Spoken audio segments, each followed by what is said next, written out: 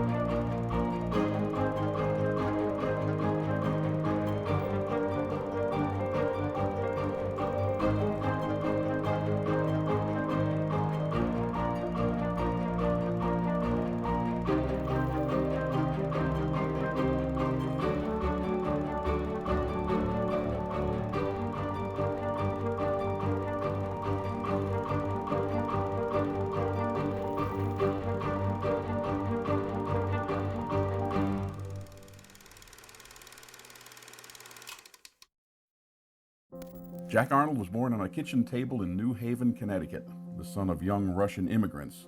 Raised in New York, he began acting on Broadway in the 1930s. In addition to working on stage, he made money on the side by using a 16mm camera to film highlights of plays and subsequently showing and selling the footage to the actors depicted. But it wasn't until World War II, and he was in the Signal Corps and assigned to work with Robert Flaherty, the famed documentarist. And when he met him and said he wanted to make films, Flaherty had a big 35mm camera there, and Jack was terribly intimidated by the technology. He had never seen such a thing. Flaherty was going to show him how to thread it up and reassured Jack. He said, "It's not black magic." And Jack got quite adept at this. After his discharge, Arnold formed a company and made educational and promotional films, including Chicken of Tomorrow, for the Agriculture Department. The development of feed for animals and agricultural development so that poultry and then later on cattle and other animals that were being raised for food, of course, would grow larger and that they would reproduce faster and they would be able to feed more people. His last assignment of this type was a public relations film for the International Ladies Garment Workers Union, With These Hands. Unions were suspect as being, labor was left-wing, right? So the union wanted to establish the fact that they were an important and beneficent and patriotic organization. The bosses think that when we fight for a union, we're bargaining for more money. We're bargaining for DeLeo's life. There ought to be laws. There ought to be laws to help workers. And is this spectacular little story about these women who worked in the horrible circumstances in the garment district, in clothing manufacturing. And until the unions came along and just were able to basically break the stranglehold on this like slave labor for all these seamstresses. Let it go to ruin. Make it go to ruin. Depression, unemployment, starvation. Lenin has given us our slogan, the worse, the better. Improvements, reforms, better working conditions? No. Revolution. It was a feature-length documentary that received an Academy Award nomination. It didn't win, but there were scouts from the local studios there looking for talent, and he got signed to his first 7-year contract at Universal. Universal at the time was kind of between two worlds. When the big boys bought it in '46 and changed it to Universal International, they decided they were only going to make highfalutin, major A pictures. Well, they learned after a couple of years you can't stay alive if you're just waiting to do just the class pictures. You've got to do stuff, the bread and butter pictures. And Jack Arnold came into that world about that time. They would test out their actors and their directors and other people on smaller pictures sometimes and see what the audience gauge was, how they felt about them. And they gave him a project, which was Girls in the Night. It's, a little too early to be considered a JD film, juvenile delinquent film, or a teen exploitation film.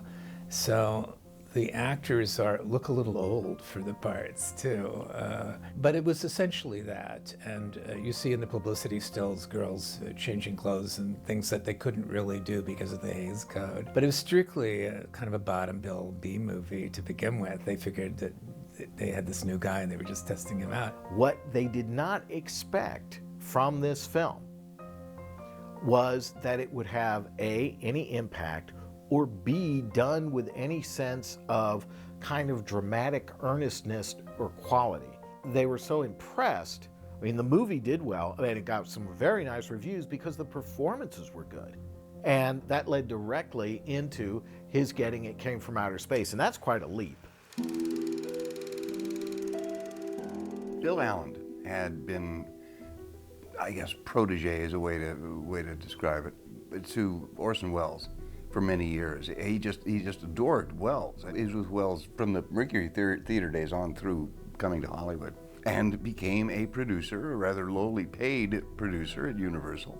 Still, it's a step up in society from just being an actor. Every producer kind of had his own identity, his own slate within that identity, and It Came From Outer Space ended up going to Bill Allen, and it literally shaped his output almost for the studio for the rest of his career at Universal. When Universal gave Allen the okay to have a writer prepare a treatment, he thought immediately of Ray Bradbury, who'd written such recent books as The Martian Chronicles and The Illustrated Man. Allen told me that Bradbury then went off and, quote, came back about 2 weeks later with an absolutely incredibly beautiful treatment. Actually, you could have shot it. It was so photographic, so complete. It was almost like a silent movie. There was very little dialogue in it, unquote. You had this wonderful Ray Bradbury story. Harry Essex was a contract screenwriter. They go to work on this project. The main things that Bradbury brought to it were the desert setting and the idea that you had an outsider who was the hero, an outsider scientist, and he wanted to have aliens that were not malign. He wanted to have basically innocent aliens who were just here accidentally and just wanted the heck to leave. And because we are afraid of the intruder, we are afraid of the stranger, our first inclination, of course, is to attack. But that was the great thing about the film, is they weren't mean. They weren't down here to kill us or take over our Earth or eat us or anything else. It wasn't it. It was us going after them. So anyone coming to you that you don't know sets off all the panic buttons in the world. And here is the ultimate panic button, because here comes someone directly from outer space and they have landed. What in the world do they want? Well, they have to want to do us harm. What's funny about It Came From Outer Space is that producer William Allen had been part of Orson Welles' Mercury Theater, and back in 1938, he was in the cast of Welles' infamous War of the Worlds Halloween radio broadcast that made it sound like Martians had landed on Earth and actually created a panic. And now at Universal, he made a movie, It Came From Outer Space, about the folly of panicking in the face of an alien visitation. Ladies and gentlemen, the events that I'm about to describe are going to sound incredible to most people, but I know they happened. I saw them happen. They happened to me. William Allen was preparing the movie. He was, in fact, looking at a lot of directors, the directors who were under contract to Universal at that time. And he ended up choosing Jack Arnold. I don't know why Jack got the job. It may have been that other people didn't want it. It may have been that he was interested in it. But the way Universal worked with other people, actresses and composers, is they basically said, you're doing this, you're doing that, if you were on contract, and you didn't have a choice, really, what you were doing. And you look at It Came From Outer Space, and it's directed in a very naturalistic way, and not with the gimmicky 3D approach. I think he had great ideas for great arresting images, striking compositions, and great use of landscape. So this was not just a case of a traffic cop coming in and executing the screenplay. This was the case of a director really understanding the material, getting the material, and then translating the material. Wouldn't it be a fine trick if I weren't really John Putnam at all? But something from another world come here to give you a lot of false leads. He was able to develop Richard Carlson as a leading man who was a sort of an intellectual character, if he was confronted with aliens or monsters, his first instinct wasn't to destroy them or combat them, but to understand them.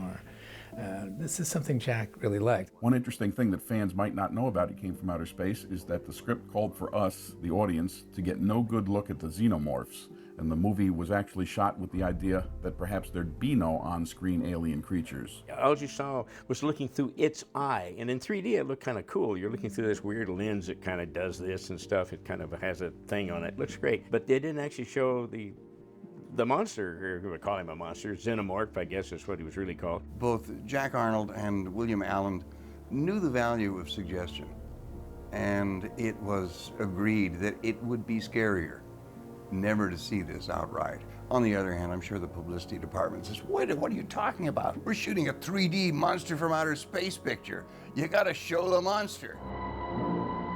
What do you want? What are you doing? Let me see you as you really are. But then after it wrapped, the Universal brass instructed some of their art directors to screen the picture and prepare sketches of their conception of the outer space creatures, which might possibly be included in the movie. One of the earlier versions of the creature in this looked like the mutant in This Island Earth. You know, far more of a sort of a humanoid-ish thing. Big brain and all that kind of stuff. William Allen told me it was executive William Getz who insisted on a monster, and says that he, Allen, objected to the idea. And Jack Arnold agreed. He said, I never wanted to show it. I only wanted to use its point of view. But the studio, in all the science fiction films we made, were always looking for something exploitable. They wanted something for the 3 sheets and the ads. So they came up with the eye. I balked.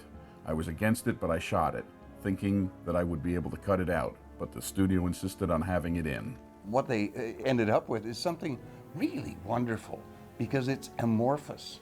It's just, you know, this fuzzy stuff, this kind of blob-like thing with this big single eye. It was kind of creepy looking, bulbous head and the eyeball, and it kind of floated around and had a lot of mist and stuff around it, which looked really, really pretty cool. And Arnold kept enough good suspense going in the film that it worked out really pretty good. It Came from Outer Space had not yet been released.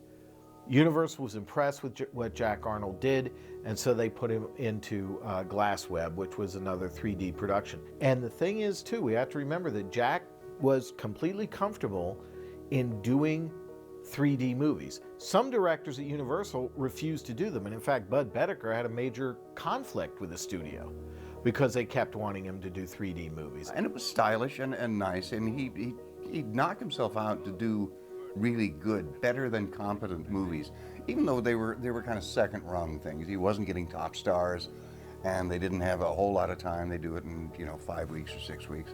And at that point, since he was apparently the only one at Universal who had now ever shot a 3D movie, he was Mr. 3D. You're right where you belong, fooling with your little details, and that's where you'll always be. And that's why it's such a pleasure waving you goodbye. Glass Web, which is a thriller, though showed that 3D was now going into other genres. They were doing westerns in 3Ds, and they were doing musicals in 3D, and cartoons were being made in 3D. So suddenly, it wasn't just going to be monsters. It wasn't just going to be science fiction and fantastical subjects.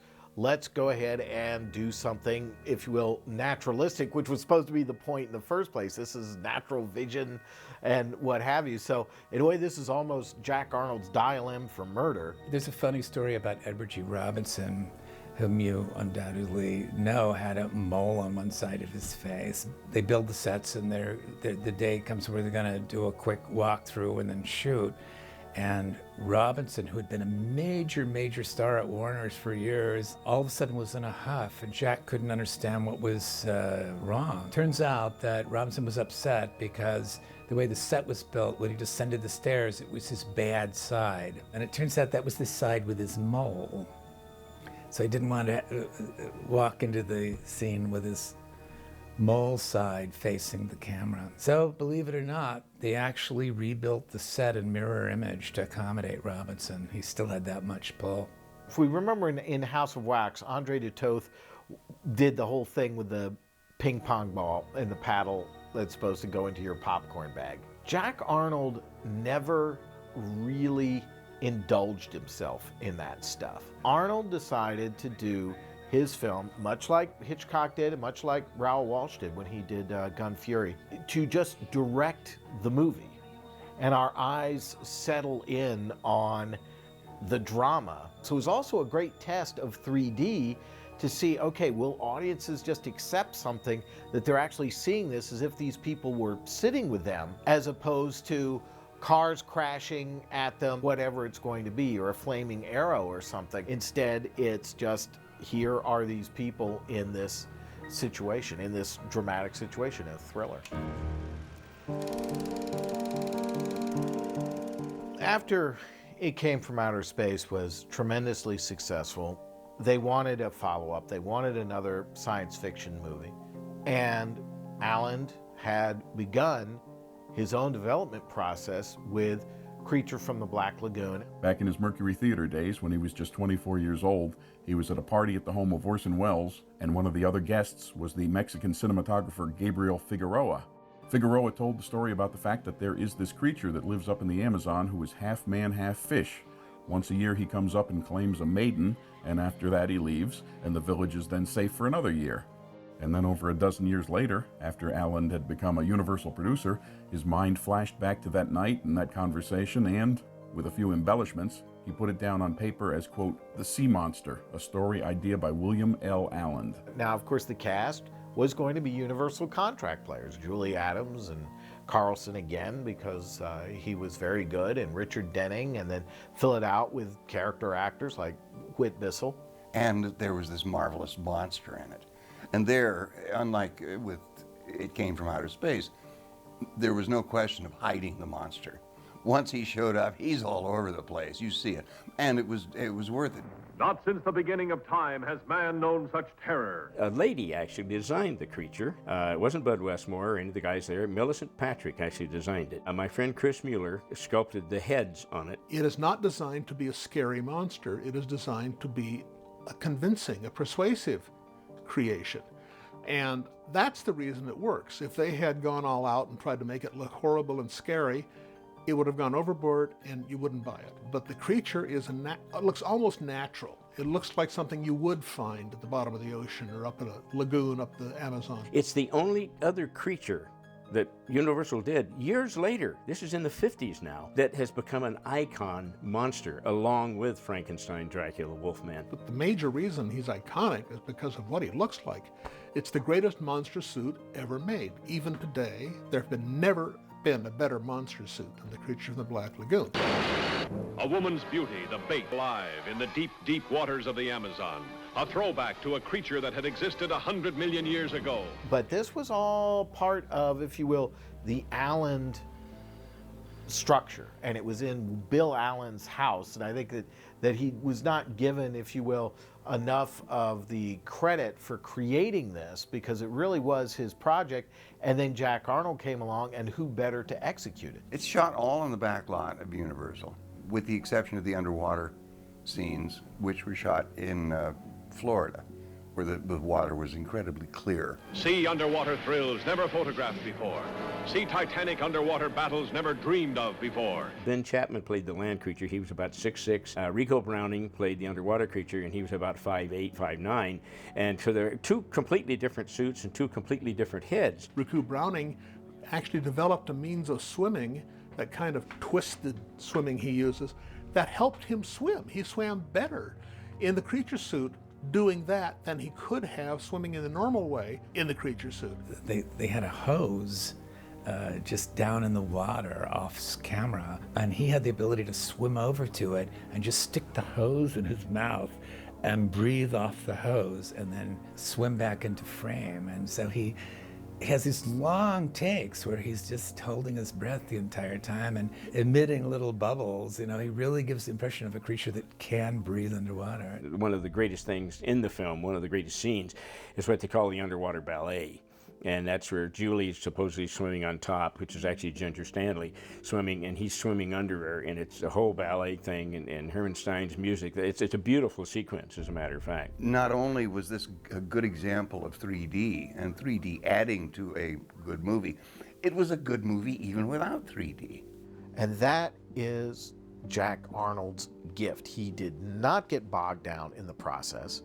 He made his movie the way he was going to make it, with this visual approach that was effective and it was naturalistic. It was not dependent upon 3 dimensions to be effective. Now they had their expert 3D director in Jack Arnold, and they had their expert monster movie producer in William Allen.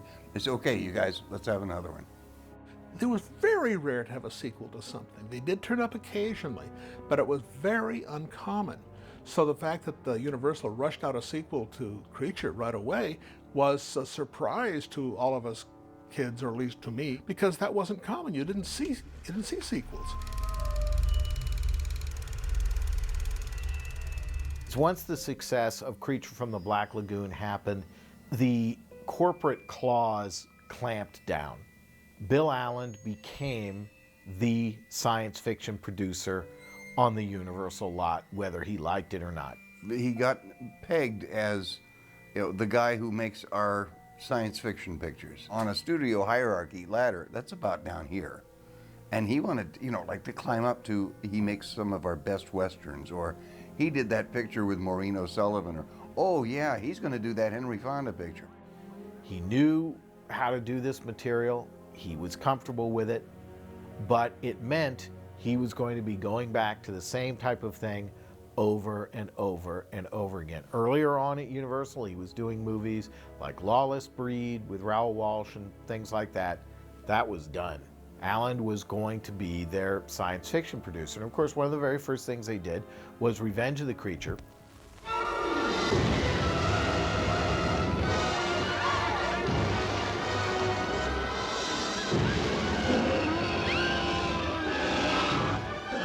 You look at the screenplay to that movie, and half of it is a repeat of the first film.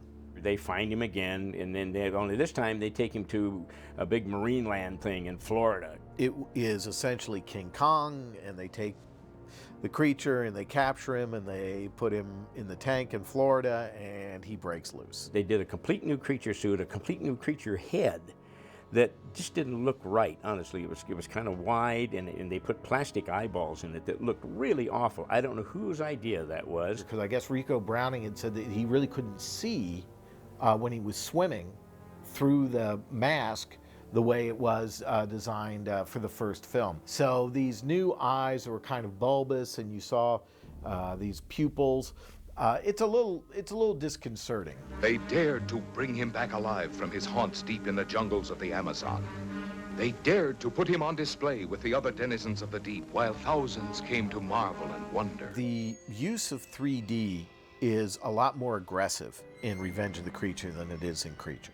Things like the cardboard cutout of the creature falling towards us when he escapes in Marine Land, and the car tumbling towards the camera when he is heading out towards the beach.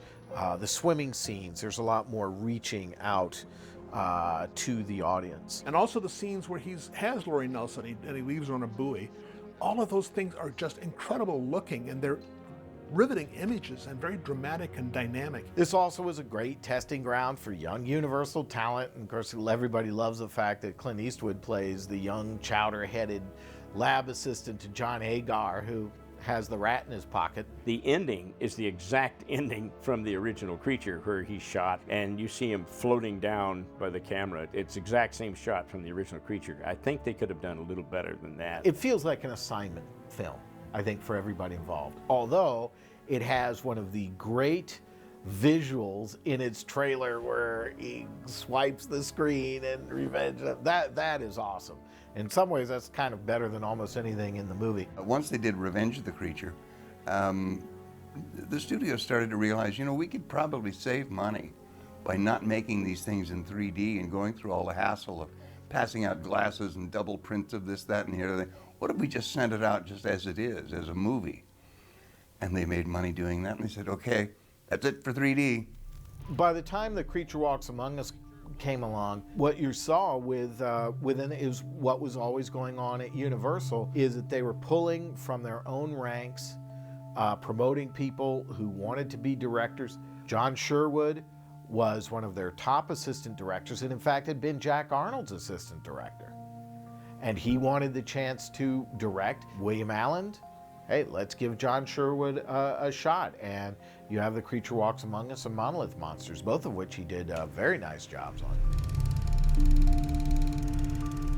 Jack was a science fiction specialist, but he was essentially always a genre director. So he goes from science fiction to westerns very naturally. And his westerns are not that distinctive. They weren't intended to be.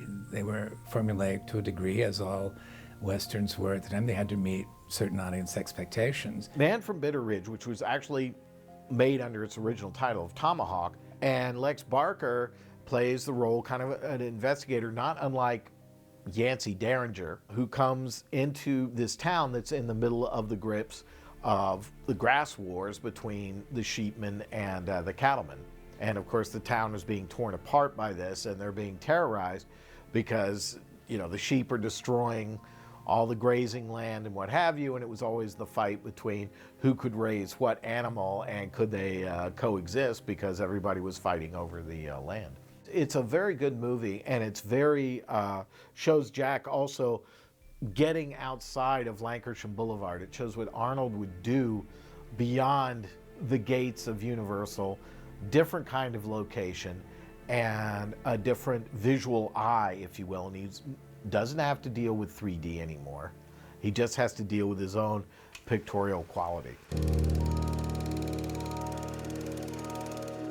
After the success of Them, every studio suddenly decided, my gosh, giant insects, atomic radiation, this is the way to go. And of course, this approach became literally the signature of 1950s science fiction movies. If you say that to anybody, usually they immediately think of giant bugs. Universal wanted a giant monster film. Jack had a premise that he had used on a television show he had done for science fiction theater, and developed this into what became Tarantula. Which was about a professor who develops a nutrient and it goes out of control. Well, he injects it into these animals, like a rat and a small tarantula like this. Well, it grows. I mean, it really grows. But what if circumstances were to magnify one of them in size and strength, took it out of its primitive world and turned it loose in ours? Then expect something that's fiercer, more cruel and deadly than anything that ever walked the earth. Jack worked with Clifford Stein, who was a really talented matte artist, and they brought all of these tarantulas up from Mexico because our native species is too small to keep in focus. There's not enough depth of field. Photographing them required a lot of light, and the spiders would get cooked and die. You don't see one spider in the film. This is many spiders. And he was manipulated by puffs of air beneath the sand where he was walking, and that was how they controlled his direction. And I thought in Tarantula they did some really great optical stuff, because here, this is way before CG now. The isotope triggered our nutrient into a nightmare. Addition to, with the aspect of the acromegalia, which is a side effect of the nutrient. So you also have these very gruesome Bud Westmore makeups. The interesting thing about those makeups is the first two guys you see, from here down, is actually Jekyll and Hyde meet Abbott and Costello, is what it is. It's the same face, basically, just changed a little. And the one guy has sort of a top thing on his head. That's one of the heads redone from This Island Earth, which is kind of weird. It's a strange thing. And it was a very, very successful venture. The film was made very quickly, and it just cleaned up. In fact, right after Tarantula, Arnold was signed to a new long-term exclusive Universal contract, and he must have thought he was on his way. Red Sundown is very much, it's the kind of a typical man with a past, rides into a town. He's not allowed to even sit down and have a meal without Leo Gordon or one of these guys coming in and challenging him. Jack, however, makes an interesting directorial decision in the casting. This was a period where leading men were supposed to have dark, wavy hair, which Rory Calhoun fulfills that requirement perfectly. But for the bad guy, who's a sort of psychotic gunman hired to intimidate poor, honest farmers, he casts Grant Williams, who's really an underrated actor, but wasn't getting much work because he was a little too pretty and was a blonde. Jack Arnold had great belief in Grant Williams. And Grant Williams didn't look like a lot of the other Universal guys who are under contract. He didn't look like George Nader. He didn't look like Tony Curtis. Didn't have the dark hair, the Rock Hudson thing. But Jack saw something different in him. In Red Sundown, he cast him as just this great, he was like Richard Widmark. He's this psychopathic, young punk gunfighter. I forgot to introduce myself, didn't I? My name's Swan. Chet Swan. And so this was all kind of brand new. Now we're so used to psychopaths and absolutely everything we watch, it doesn't make it makes so much less impact now. But then that was a very, very unusual thing. So he's sort of casting character against physical type, and it's chilling. The result is really chilling. Outside the Law was kind of that in-between assignment thing where Jack Arnold always said that, well, he took certain pictures just because he didn't want to go on suspension. And Outside the Law is a very efficient crime drama. It's about counterfeiters.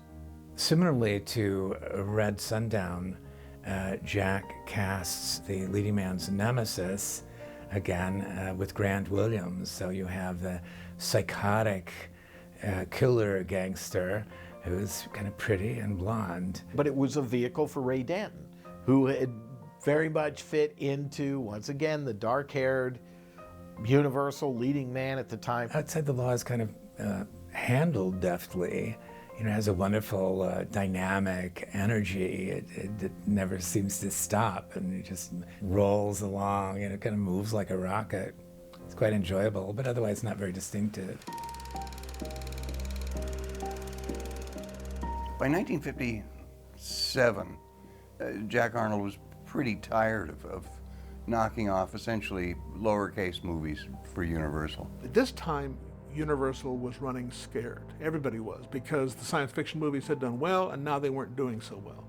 The reason they weren't doing so well is that they were so imitative one of the other, and there was nothing really new and original coming along. Simultaneous with that was the appearance at Universal of this very peculiar creature called Albert Zugsmith, who was a producer with utterly no taste at all. But he had this great idea. He had the rights to a book called The Shrinking Man by Richard Matheson. It's not just man versus monster, or the things that kind of the formulaic things that a lot of the science fiction films had fallen into at this point. This is a whole nother thing of a man looking inside himself and how he fits into the universe. Here we had an idea of a man alone.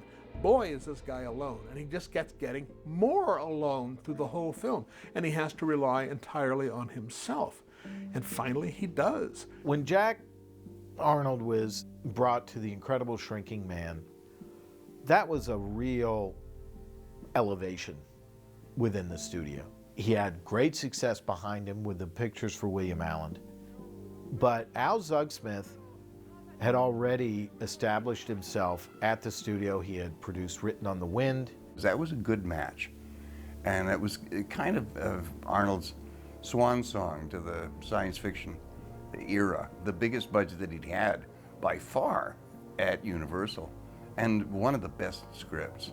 He loved this material and really brought everything he could to it, including, of course, the casting of Grant Williams as Scott Carey. That was so important to this movie. This guy, this fellow that looked like somebody everybody knew, that he looked like the neighbor down the street or your brother-in-law or whoever it was, so relatable and not just some movie star who was in jeopardy.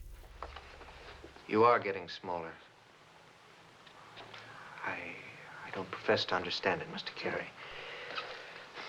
There's no medical precedent for what's happening to you.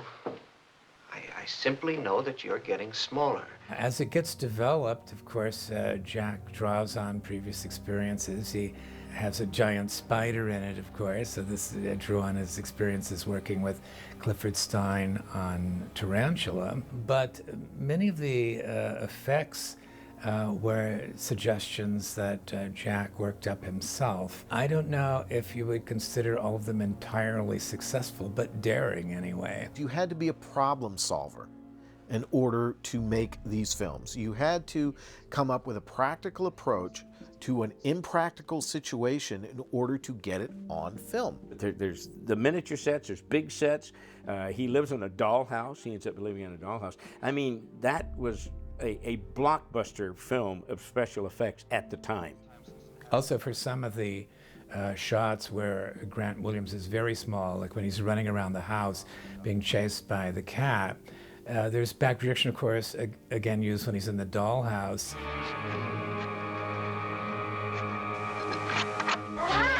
But when he's running across the floor, he's matted in, and this is Clifford Stein again. The problem is how to pull a mat of this tiny figure, and to get him that small, they had to put the camera up in the far corner up by the ceiling of the largest sound stage they had, and then the floor had to be nearly black, and he's being illuminated with yellow sodium light so they could pull a mat. This was not just something you could pass off to a computer graphics artist and say, make this happen. You had a whole army of people to make those individual shots a reality, and you had to have a captain of that army, and Jack Arnold was the captain. I was continuing to shrink. To become what? There wasn't really a satisfactory ending for the purpose of a motion picture. The original was kind of philosophical in a way, but the guy just dwindles away to nothing. The studio executives thought there needed to be an ending, so they discussed different things.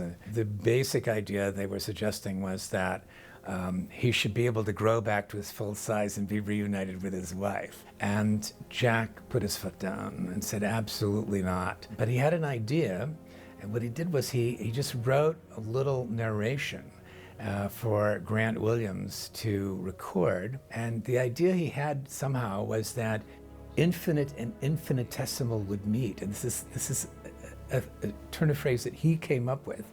And this is a kind of mystical attainment, a kind of apotheosis, where at the end he dwindles away to nothing, but in a way becomes unified with the deep nature of the universe or something. I don't think there's a better closing line. To God there is no zero is just a spectacular way to end that story. Yes, smaller than the smallest. I meant something too. To God, there is no zero.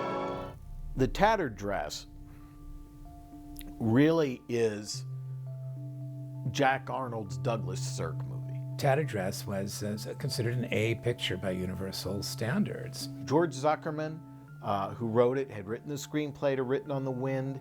It was Al Zugsmith, and it was Jack Arnold's first film with Jeff Chandler, who was about the biggest star at Universal at that time.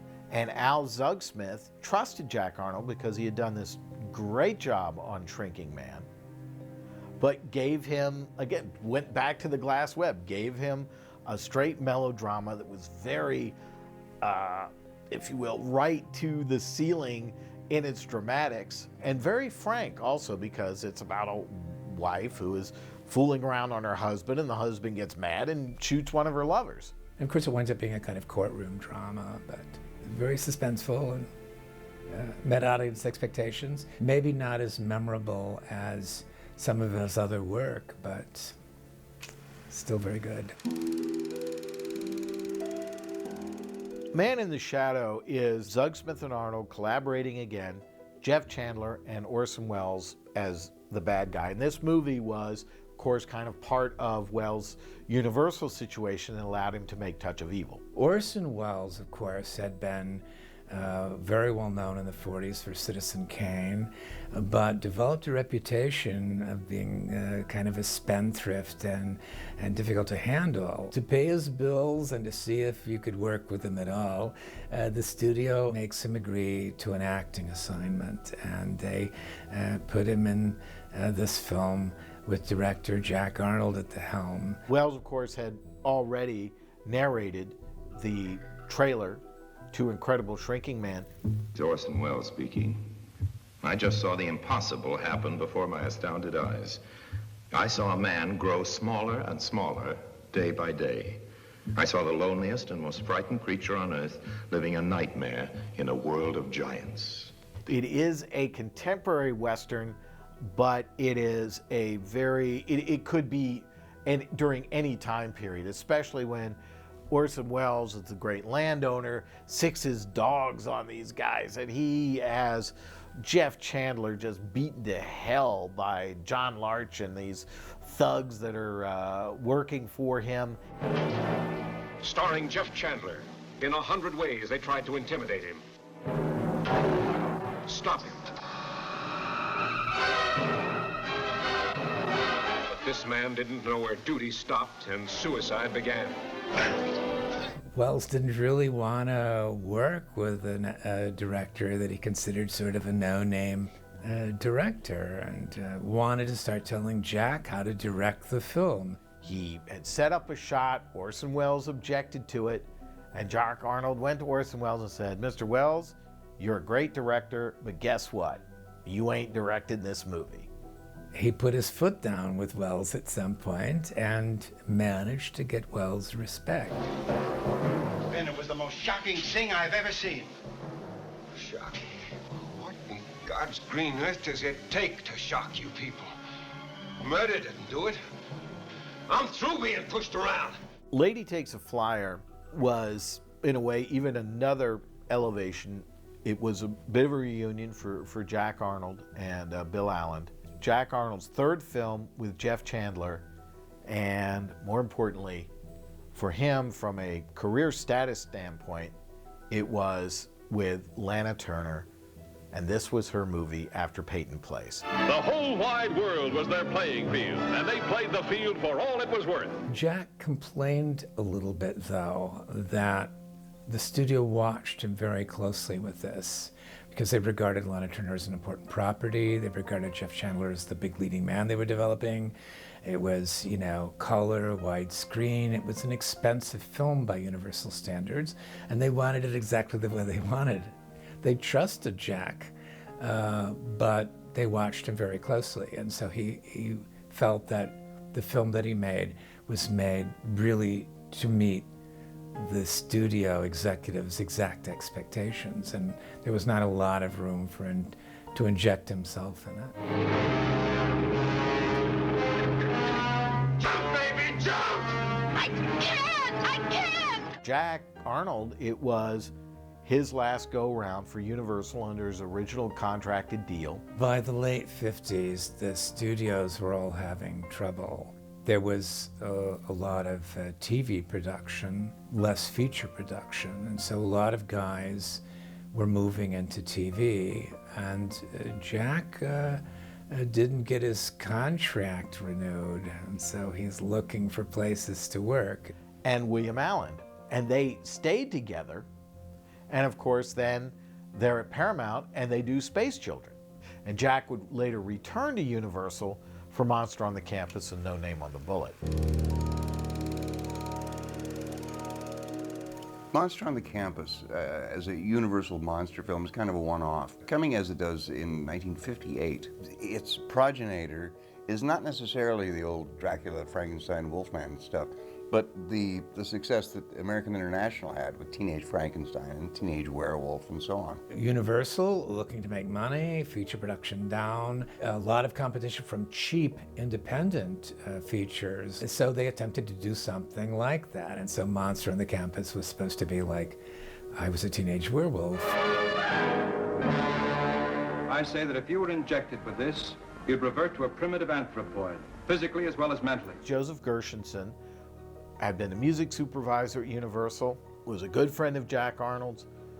Jack thought he would help him out. He would direct Monster on the Campus, which he said was not his favorite. The script needed work. There were all of these elements he thought needed to come together. And the way he got around it really was just to make the movie extremely brutal. And it's a straightforward Jekyll and Hyde thing. The only thing they didn't do was have, a teenager turn into the monster. It's Arthur Franz, who's an adult, one of the teachers. I'll rest when I find the killer. That's not your responsibility. That belongs to the police. Madeline, I know what I'm doing. But they should have had, like, Troy Donahue, that's who should have been the monster on the campus. It was still supposed to look kind of credible. They weren't trying to make it cheap and hokey looking like the average teenage fodder at the time, which they probably could have done and still made money with the film. But everyone there took it seriously. Jack took it seriously. By the late 50s, the Western was really changing, and there was a movement away from formulas to what they sometimes call the psychological Western. And I think No Name on the Bullet is definitely one of those scripts. Starred Audie Murphy, who's a really interesting guy. He was actually the most decorated World War II soldier. He was a little guy, kind of cute features like Mickey Rooney or something, not quite as exaggerated, but was really a good actor. It's fascinating because you wonder where Universal thought this film fit within Audie Murphy's image. Gant, I've come to ask you to leave. And if I don't?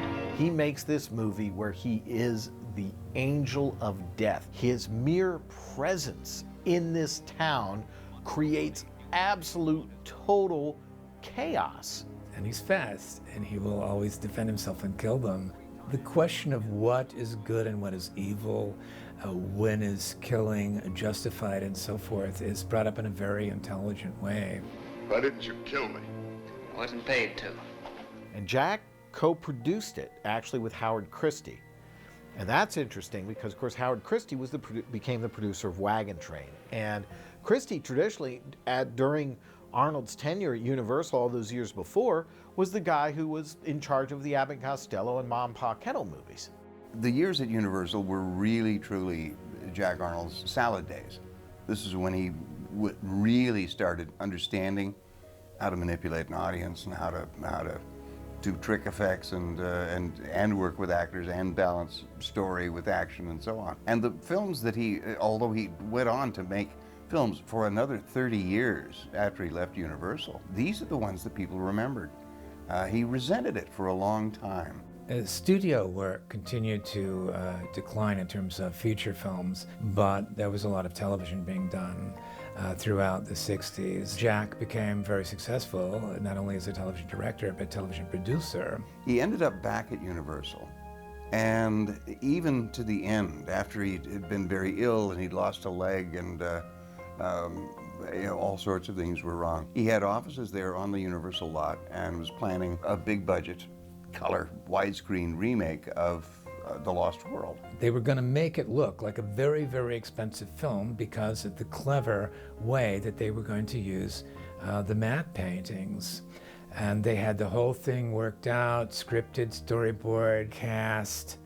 And then Jack had reverses in his health and was unable to get insured. And by that time, he had become the éminence grise of science fiction, the gray eminence. He'd finally come to accept it, that there was an entire generation or two that had come afterward that really liked those movies that he had dismissed for so long. He knew that he had material here that would stand this kind of heightened approach, and he brought this to it, and they are still classics, largely because he directed them.